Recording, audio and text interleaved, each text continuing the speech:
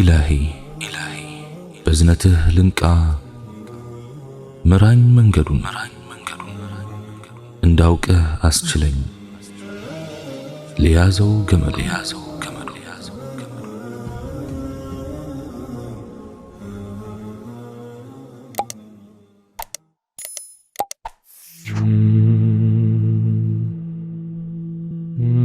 بسم الله. اللهم لك الحمد كما ينبغي لجلال وجهك وعظيم سلطانك، والصلاة والسلام على حبيبنا رسول الله وعلى آله وصحبه ومواله. السلام عليكم ورحمة الله وبركاته. رب اشرح لي صدري ويسر لي أمري واحلل عقدة من لساني يفقهوا قولي. እህቴ ለማን ነው የምትዋቢው? በጣም የሚያሳዝነው ብዙ እህቶቻችን መቆነጃጀት፣ ራስን ማስዋብ፣ ጥሩ ልብስ መልበስ የሚቀናቸው ወደ ሰርግ ሊሄዱ ሲሉ ወይም ጓደኛቸው ጋር ሲቀጣጠሩ፣ አንዳንዶቹ ደግሞ ወደ ሥራ ሲወጡ፣ ሌሎቹ ደግሞ የአላህ ባሮችን አሳስተው ወደ ሐራም ለመጥራት ያለ ምክንያት ሲወጡ እና ለመሳሰሉት ነው። የባሎቻቸውን ሐቅ አሽቀንጥረው ይጥላሉ። ከወጡበት ወደ ቤት ሲመለሱ ያ ሁሉ ያጌጡበት ነገር አውጥተው ይወረውራሉ። ባል ሲመጣ በማድ ቤት ልብስ፣ በላብ ሽታ፣ በሊጥ እጅ፣ በሽንኩርት ባለቀሰ ዓይን፣ በተንጨባረረ ጸጉር፣ በተዝረከረከ ገጽታ ከሷ እንዲርቅ በሚያደርግ ሁኔታ ትቀበለዋለች። ተመልከች እህቴ፣ ባለቤትሽ ላንቺ ምን አይነት ፍላጎት ይኖረዋል? በዚህ ሁኔታሽ ምን አይነት የፍቅር ስሜትስ ያገኛል? እንዴትስ ያንቺ ታደርጊዋለሽ? በተለይ ከቤት ወጥቶ እስከሚመለስ አላህን በማይፈሩ የለበሱ መስለው ራቆታቸውን ሆነው ወደ ጀሃነም በሚጣሩ ተከቦ ከሸይጣንና ነፍስያ ጋር ታግሎ ወደ አንቺ ሲመጣ ያን በሚያብስ ገጽታና ሐላል ፍቅር ተቀብለሽ ማስተናገድ ካልቻልሽ በሌባ ላለመዘረፍሽ ምን ዋስትና አለሽ? አዎ የቤት እመቤት ስትሆኚ እናት ነሽ። ይህ ማለት መዝረክረክ ማለት አይደለም። ይህ ማለት እቤት ውስጥ ራስን መጣል ማለት አይደለም። አንቺ ለልጅሽም እናት ነሽ፣ ለፍቅርሽም እናት ነሽ፣ ለቤትሽም እናት ነሽ። እናት በሁሉም የእናትነት ድርሻዋ የተዋጣላት ናት። እቤት ውስጥ ያለብሽን ኃላፊነት ከመወጣትሽ ዋናውና ትልቁ የትዳር አጋርሽን የፍቅር ትኩሳት ሳይበርድ ጠብቀሽ ማቆየትሽ ነው። ይህ ደግሞ ውስጥሽን አላህን በመፍራት እላይሽን ባለሽ ልብስና ጌጥ በማስዋብ ነው። ይህን ካላደረግሽ ስትወጪ የምትዋቢው ለማን ነው? ያሳዝናል። ሐላሉ እጃችን ላይ እያለ ወደ ሐራም የምንሮጠው ወላሂ ብዙዎች ነን። አንዳንዱም ይባስ ብሎ የሚጠመው በትዳር ጎጆ ውስጥ ከገባ ወይም ከገባች በኋላ ነው። አላህ ስብሓንሁ ወተዓላ ትዳርን በሚያክል ትልቅ ኒዕማ ሰትሩን ሳለ አይናችንን ወዲህ ወዲያ ማለት ትልቅ ከባድ ወንጀል ነው ሐቂቃ። ለዚህም ነው ዚና የሚያደርግ ሰው አግብቶ ከሆነና ሳያገባ ቅጣቱ የተለያየው። ያላገባ ከሆነ በጅራፍ ይቀጣል። አግብቶ እንደሆነ ደግሞ ሸሪዓው በሚለው መሰረት በድንጋይ ተወግሮ መገደል ነው። ይህ ምንን ያሳያል? ትዳርን የሚያክል ትልቅ ኒዕማ አላህ ስብሓንሁ ወተዓላ ሰትሮት ወይም ሰትሯት ሳለ ወደ ወንጀል ሲገባ አላህ ስብሓንሁ ወተዓላ በአደራ መልኩ የሰጠው ወይም የሰጣት ሳይጠብቅ በመቅረቱ ነው። ታዲያ የአላህ አማና ምን ያክል ትልቅ ዋጋ እንዳለው ልንረዳ ይገባል። አላሁል ሙስተዓን ብቻ። ውዷ እህቴ ሆይ መርየም ቢንት ዒምራንን ታውቂያታለሽ? ቁርአኑንስ አንብበሽዋል? ስለሷ ምን እንደሚል ጌታሽን በተከበረ ቃሉ ምን ያክል የተከበረችና ንጹህ ሴት እንደነበረች ሲያሞግሳት እንደነበር ይህ ነገር ቁርአን ውስጥ አላነበብሽም? ምን ነካሽ እህቴ? አንቺ እኮ አንድ ነሽ። ልትሆኚውም የምትችይው ለአንድ ሰው ነው። ለምን በአደባባይ በካፊሩም በሙስሊሙም ወንድ ሆድ ቁርጠት የሚያስነሱ ቃሎች ትሸመጊያለሽ? በቃ ቆንጆ ነሽ፣ ጌታሽ የሰው ልጅ ባማረ መልኩ ፈጥረነዋል ብሎሻል። ታዲያ ያማርሽ መሆንሽን ጌታሽ ከነገረሽ የመጣልሽን ቃል ስለምን ጀርባ ሰጠሽው? ከአላህ ፈቃድ ውጭ ተሰብስቦ ሊጎዳሽም ሊጠቅምሽም የማይችል የፍጡር ቃል በለጠብሽን? እህቴ ሆይ ስትጎጂ ማየት አልሻም። እኔ ካንቺ በልጬ አይደለም ይህን የምነግርሽ፣ ግና አድምጪ። በሥጋ ከተዛመደ ይልቅ በእምነት የተዛመደ ይበልጣልና አድምጪ። ወደ እሳት ስትጎተቺ በፍጹም ላይ አልፈልግም። አንቺ የአንድ ሆነሽ ሳለ አደባባይ ላይ ፎቶሽ ለጥፈሽ ስንቱን ወንድ ፈተሽ አስበሽው ታውቂያለሽ? ስንቱን ወንጀል ሸመትሽ? ስንቱን በፌስቡክ ምክንያት ወንጀል ሸምተሻል? በአንቺ ፎቶ የመጣ በኮሜንት ሲያበረታታሽ የነበረው ሰው ወንጀል ሳይቀንስ ላንቺም እንደሚሆን ዘነጋሹ? ስንቱ መላእክት እየረገመሽ መሆኑን ታውቂያለሽ? ለምን ግን ማሰብ ተሳነን እህቴ? መግቢያዬ ላይ መርየምን ታውቂያታለሽ ብዬ ለምን እንደጠየቅኩሽ ታውቂያለሽ አይደል? ልንገርሽማ አድምጪኝ። መርየም ማለት በተቀደሰ በአላህ ቃል በቁርአን ላይ ስሟ ለ24 ጊዜ የተጠቀሰች ምርጥ የአላህ ባለሟል ነበረች። እርሷ እንዳንቺ ሴት ነች፣ ነገር ግን ከጌታዋ ባላት ግንኙነት እጅጉን ትበልጣለች። የቁርአን ምዕራፍን በስሟ የተሰየመላት ብቸኛ ሴት ነች። እሱም ሱረቱ መርየም የሚል ምዕራፍ ማለት ነው። ይህም ምዕራፍ ስለ ሕይወት ታሪኳ የሚያወራ ሲሆን መርየም በቁርአን ላይ በስማቸው ምዕራፍ ከተሰየመላቸው 8 ሰዎች ውስጥ አንዷ ነች። መርየም በተለይ ከቁርአን ላይ የተጠቀሰችው ከአሲያ ጎን ለጎን ነው። መርየም ዓለይሃ ሰላም በእስልምና በጣም ግዴታ የሆነ ሕግን ነበር ያከበረችው። አንቺስ በሚዲያ ፊትና ሆንሽ እህቴ? በጭራሽ ይህ መሆን የለበትም። አሁንም የምልሽ አለኝ ስለ መርየም። በቁርአን ምዕራፍ ዘወትር የተወራላት በቁርአን ላይ እንደተጠቀሰው ዒሳ ዓለይሂ ሰላም በዓለማቱ ጌታ አላህ ሱብሓነሁ ወተዓላ ፍላጎት በተአምር ያለ አባት ነበር የተወለዱት። መርየም ዓለይሃ ሰላም አላህ ሱብሓነሁ ወተዓላ በምድር ላይ አለቆ የመረጣት ሴት ስትሆን ከአራት ምርጥ ሴቶቻችን ውስጥ አንዷ ነች። የተመረጠች መሆኗን ለማረጋገጥ ከፈለግሽ ቅዱስ ቁርአን በሱረቱ አሊ ዕምራን አንቀጽ 42 ከፍተሽ አንብቢ። እዚህ ልጽፍልሽ አልሻም። ለምን ብትይ የጌታሽን ቃል ቁርአንን ገልጸሽ እንድታነቢ ስለፈለጉ። ታውቂያቸዋለሽ 4 ለሙስሊም ሴቶች አርአያ ለአማኞች ምሳሌ የሆኑት እነማን እንደሆኑ? የወልሽ ስሚማ፣ መርየም ቢንት ዕምራን፣ አሲያ ቢንት መሕዙም፣ ኸዲጃ ቢንት ኹወይሊድ፣ ፋጢማ ቢንት ሙሐመድ ዓለይሂ ሰላቱ ወሰላም።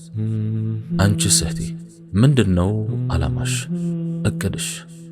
ሚዲያ ላይ ፎቶ መለጠፍ፣ ወንዶችን ሰብስቦ የእነርሱ ሬት ቃል ማንበብ?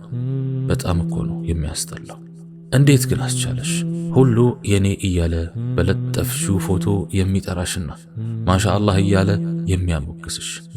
እረ አዑዝ ቢላህ ከባልሽና ከዘመድ አዝማድሽ ውጭ እያቆለማመጠና ለእርሱ ሳትሆኝ የኔ እያለ የሚጠራሽ ባዕድ ወንድ ያውም በሚዲያ እውነት የሱ ነች ነው? እህቴ ለማን ተውበሽ መቅረብ እንዳለብሽ አታውቂም? አንቺ አንድ ነሽ። ልትሆኝም የምትችይው ለአንድ ሰው ነው። ለእርሱም ነው አምረሽ ተውበሽ መቅረብ ያለብሽ እንጂ ለሚዲያ አይደለም። አስታውሽ፣ ራስሽን አትጠብቂ፣ ንጹህ ውብ አትሁኚ ያልኩሽ አይደለም። እንዲያውም ነቢዩ ዓለይሂ ሰላቱ ወሰላም ለንጽህና ትኩረት በመስጠት እንዲህ ብለዋል፣ ንጽህና የእምነት ግማሽ ነው። ሙስሊም እንደዘገቡት። ከዛም ከዚህ መጥቶ ያሻውን ይጽፋል፣ ፊቱና ሆዱን አታውቂ፣ ቀይውን ቢጫ፣ እርሱ ግን እየመራሽ ነው ወደ እሳት መቀጣጫ። እህቴ ሆይ ከዚህ ማቅ አምልጪ። ብዙ ተምሳሌቶች ሊሆኑ የሚችሉ ሴቶች አሉ። እነሱን ተከተይ፣ እነሱ ይበቁሻል። ዛሬ ላይ ስለ ሙስሊም እህቶች ሐያ እና ጥብቅነት ስናወራ አሁን በገሃዱ ዓለም ያላችሁትን አይመስልም። ዛሬ ላይ ሆዱን ነፍቶ ሙስሊም እህቶቻችን ጥብቆች ናቸው ለማለት የሚያፍረውና የማይደፍረው ስንትና ስንት ነው። ምክንያቱም ያለው ተጨባጭ ውሸትን ያሳብቃልና። ከምንም በላይ ክብራችሁን የማስጠበቅ ኃላፊነትና አቅሙም ያላችሁ እናንተው ናችሁ። የሚገርመው ጥቂት የማይባሉ እህቶች ሲሕር ወይም ድግምት ሲሰራባቸውና በቡዳ ሲለከፉ እንደ መልካም ያስቡታል። ቡዳ የበላንና ሲሕር የተሰራብን ወዛችን ያማረና ከሌሎች የተሻለን ብንሆን ነው ብለው የዋሃዊ እሳቤን ያስባሉ። አጂብ! እውነታው ግን ወዲህ ነው። ለእንዲህ አይነት እኩይ ተግባር የሚያጋልጠው የኢማን ድክመት፣ አራሕማንን ከማስታወስ መዘናጋትና ከቁርአን መራቅ እንጂ የውበት ማማር አይደለም። እናንተ ኢስላም ያጎናጸፋችሁን ክብርና ስብዕና ትታችሁ ሌት ተቀን በዘፈንና ፊልም መሰል ጸያፍ ተግባራት ከተጠመዳችሁ ለእንዲህ አይነት እኩይ ተግባራት በቀላሉ መጋለጣችሁ አይቀርም። በፊት ሒጃብ የለበሰችን ሴት የማንም ዋልጌ ደፋር አይነካትም ነበር፣ ማንም አይቀርባት። ዛሬ ላይ ግን ራሳችሁን በራሳችሁ አውርዳችሁ እነዚህ ውሸታቸውን ነው የለበሱት ትባሉ ጀመር። ጠጋ ብለህ ብትጠይቃቸው አይመልሱህም አይነት እንድምታ በብዙዎች ዘንድ ይፈጠራል። እናንተው ከወንዶች ጋር ሆን ብላችሁ እየተጋፋችሁ ስብዕናችሁን አጉድፋችሁ ራሳችሁንም ጎድታችሁ እኛንም አሳፈራችሁን ሐቂቃ። ስለዚህ እባካችሁ ወደ አላህ ተመለሱና ኢማናችሁን አድሱ። ከእንዲህ አይነት የዋልጌዎች ሴራም ራሳችሁን ታደጉ። ወንድማዊ ምክሬ ነው። ባረከላሁ ፊኩም። ዛሬ ትናንት ሆኖ እስከ ዕለተ ትንሣኤ ድረስ ላይመለስ በነበር ነጎደ። ነገም ዛሬ ሆኖ ሊያልፍ ጥቂት ሰዓታትን ብቻ እየጠበቀ ነው። ያለፈ ቀን ካለፈ በኋላ የመመለሱ ነገር ዜሮ ነው። የዕለተ ትንሣኤ ቀን ብቻ ውስጡ ከሰራነው መልካምም ሆነ መጥፎ ሥራ ጋር እንገናኛለን። በዛሬዋ ቀን ውስጥ ብቻ ስንት ነገሮች በነበር መዝገብ ውስጥ ይሰፍራሉ። ጓደኛችን የነበረ ለዓመታት አብሮን ኑሮ የህይወት አጋጣሚና የእንጀራ ነገር የለያየን ስንት አለ።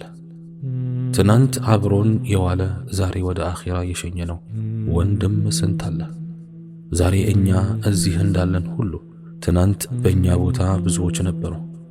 ጠቃሚ ነገር ትተን ካላለፍን እነሱ ነበሩ እንደተባሉ ሁሉ እኛም ነበሩ የመባላችን ነገር ቅርብ ነው። የማለዳዋ ፀሐይ ጠዋት ላይ ፍንትው ብላ ስትወጣ አቤት የዛሬዋ ፀሐይ ተብሎ እንዳልተጨበጨበላት ሁሉ አመሻሽ ላይ በጀንበር ስትተካ ስለ መውጣቷም የሚያወሳ ጠፍቶ በነበር ትረሳለች። ዛሬን ነገ መጥቶ ሲገረስሰው ያለፈ አልፏል ተብሎ በነበር ከርቸሌ ውስጥ እስከ ዘላለሙ ይዘጋበታል። ዛሬ ለነገ እስከ ዘላለሙ ዙፋኔን አላስረክብም ቢል ቢሟገት የማይሞከር ነገር ነው። በአንድ ብቸኛ ገዢ አላህ ስብሓንሁ ወተዓላ የምትመራው ይህች ዓለም እሱ ይሁን ያለው እየሆነባት ያልፈቀደው ላይከወንባት ቀን ጥላ ቀን እየተካች አዲሱን እያስረጀች አሮጌውን እየቀበረች ብርሃኑን እያስመሸች ክስተቶችን በነበር መዝገብ እያሰፈረች ያለ ከልካይ ወደፊት እየተጓዘች ነው። እኛም በየትኛውም ሁኔታ ላይ እንሆን ሳንወድ በግድ እየተጓዝን ነው። ጉዞው እንቆቅልሽ ላይሆን ይችላል።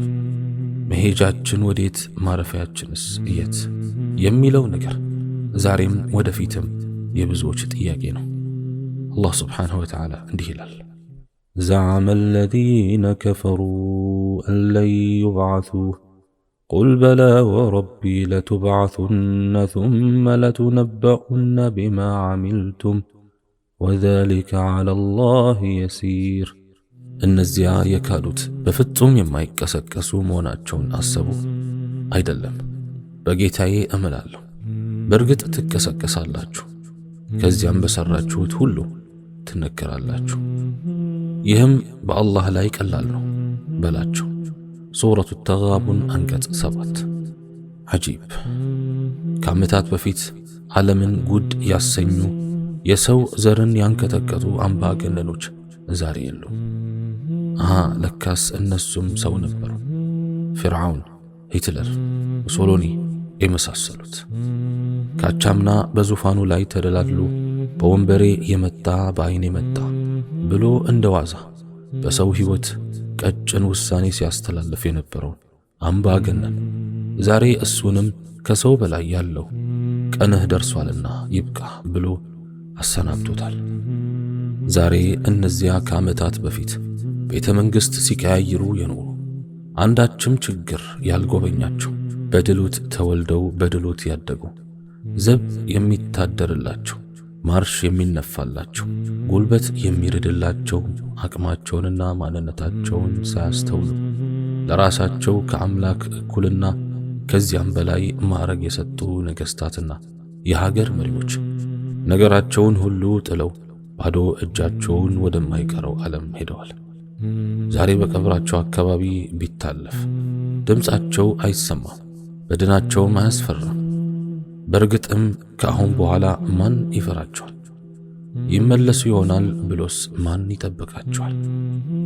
ንጉሥ ፈህድ፣ ንጉሥ ሁሴን፣ ንጉሥ መሐመድ ስድስተኛ፣ ዛይድ፣ ሳዳም፣ ጋዳፊ፣ ኪም ጆንግ ኢል የትና በምን ሁኔታ ውስጥ ይሆን ያሉት ብሎ የጠየቀ ይኖር ይሆን?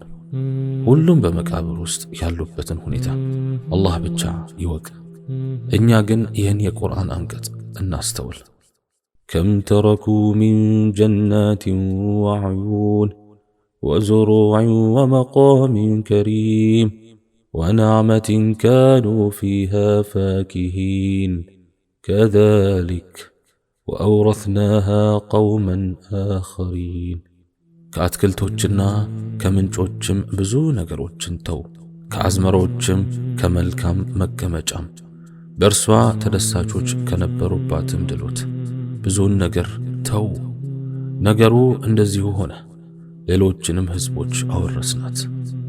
ሱረቱ ዱኻን አንቀጽ 25-28።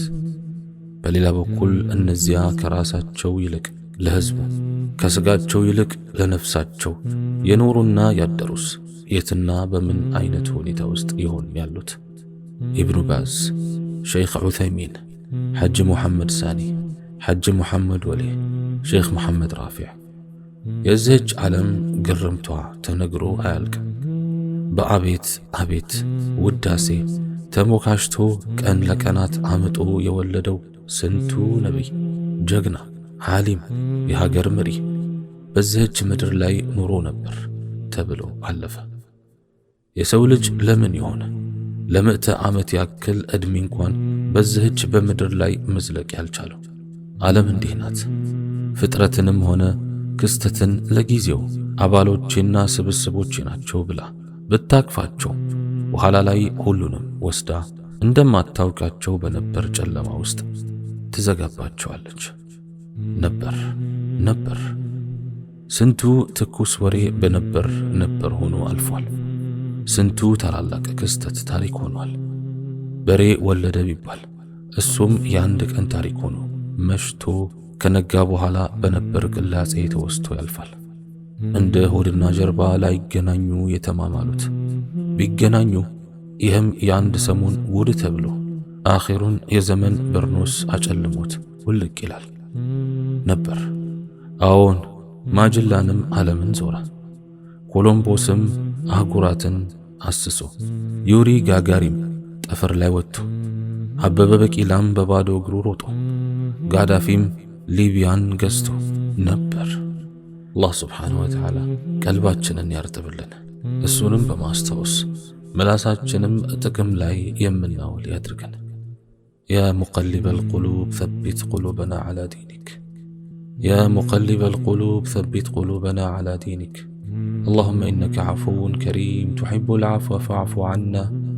اللهم اغفر لي ولوالدي ولجميع المسلمين والمسلمات الأحياء منهم والأموات.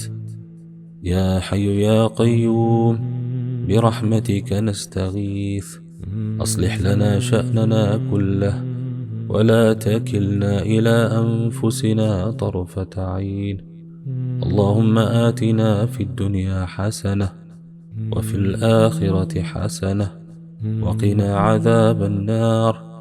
اللهم تقبل صلاتنا تامة واغفر ذنوبنا عامة ولا تجعلنا من أهل النار يوم القيامة واجعلنا من أهل الجنة وأدخلنا بالسلامة. الله سبحانه وتعالى أني بتناقركت أن أنتم بسماتشوت يمن التكم يادركن. يا الله ይህን ትምህርት በአንደኛው ጆሮ ሰምተው በሌላኛው ጆሮ ከማያስወጡ ሰዎች አድርገን፣ በጆሮአችን ገብቶ ቀልባችን ላይ የሚሰፍር ወደ ተግባር የምንለውጥ ሰዎች አድርገን። برحمتك يا أرحم الراحمين. سبحان ربك رب العزة عما يصفون وسلام على المرسلين والحمد لله رب العالمين. والسلام عليكم ورحمة الله وبركاته.